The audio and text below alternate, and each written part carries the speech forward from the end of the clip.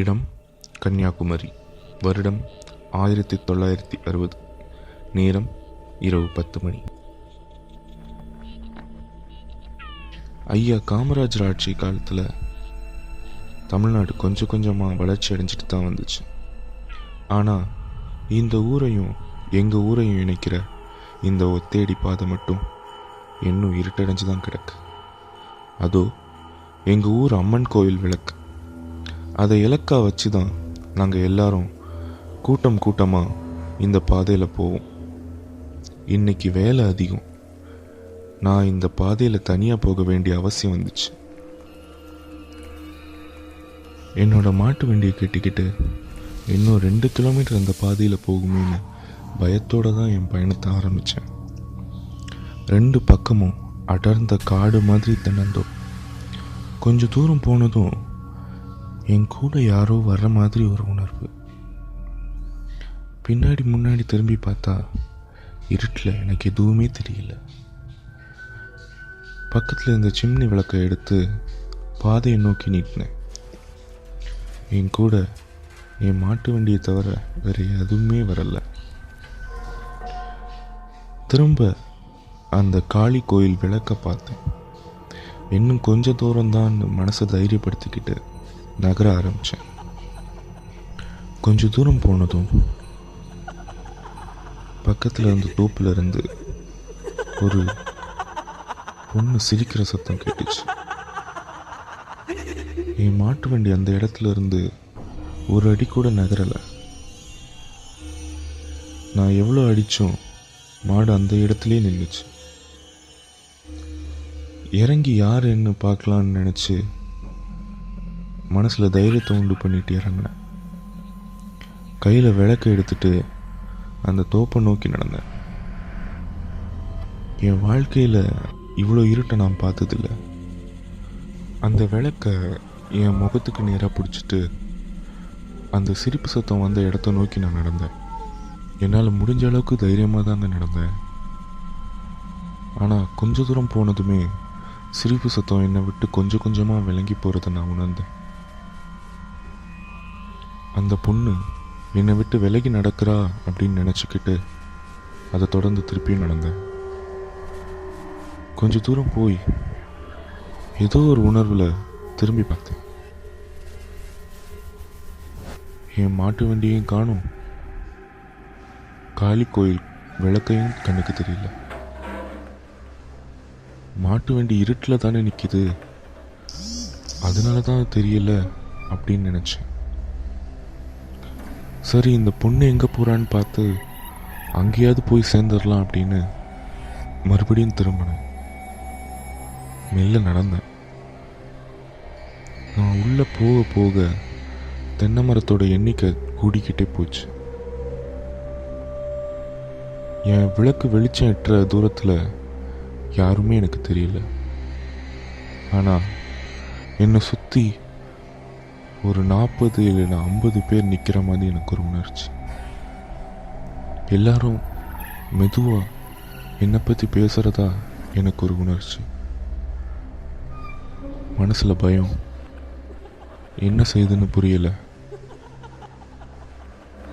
எங்கே போகிறதுன்னு தெரியல. அப்போ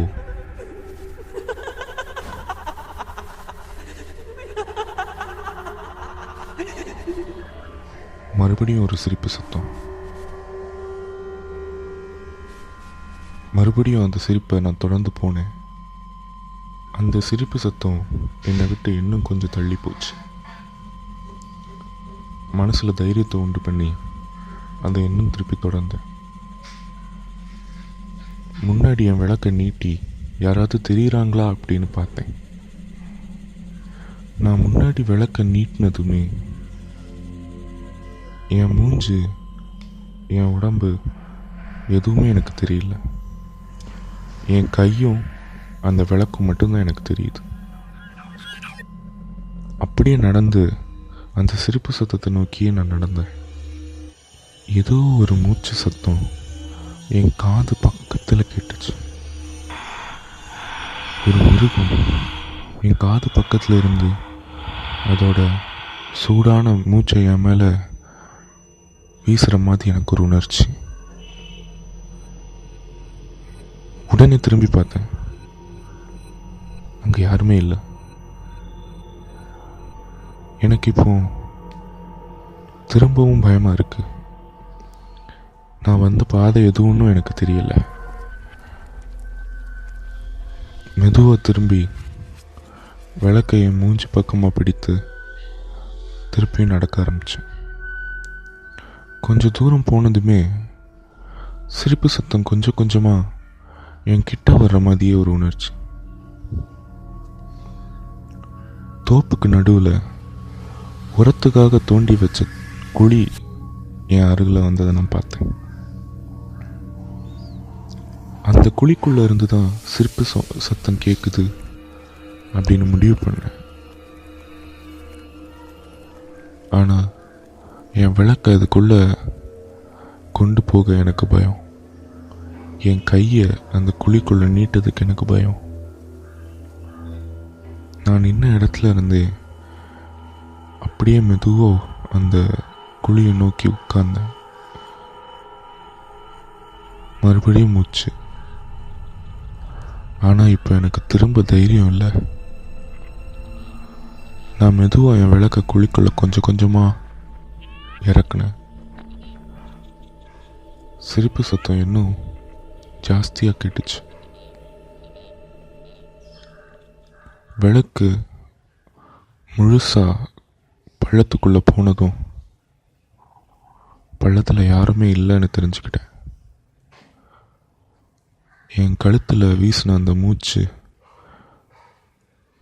சூடுலேருந்து பனி மாதிரி குளிர்ச்சியாக மாறின நான் உணர்ந்தேன்.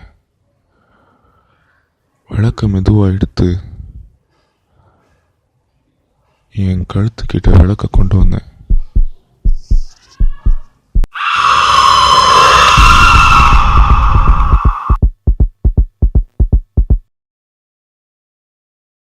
அடுத்த நாள் என் வீட்டில் நான் மாட்டு வண்டிக்கு முன்னாடி இறந்து கிடந்ததா எல்லாரும் சொல்கிறாங்க.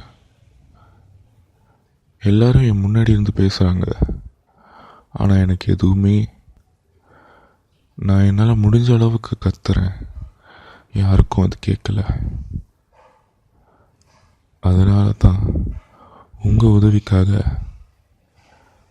உங்கள் பின்னாடி நிற்கிறேன். இந்த வீடியோ பார்த்து பயந்தவங்க லைக் பண்ணி சப்ஸ்கிரைப் பண்ணுங்கள். பயப்படாதவங்க சப்ஸ்கிரைப் பண்ணுங்கள். உங்களை அடுத்த வீடியோவில் பயப்பட வைக்க ட்ரை பண்ணுறேன். பிடிக்காதவங்க please leave a comment. Next வீடியோவில் அதை நான் ரெக்டிஃபை பண்ண ட்ரை பண்ணுறேன். தேங்க்யூ.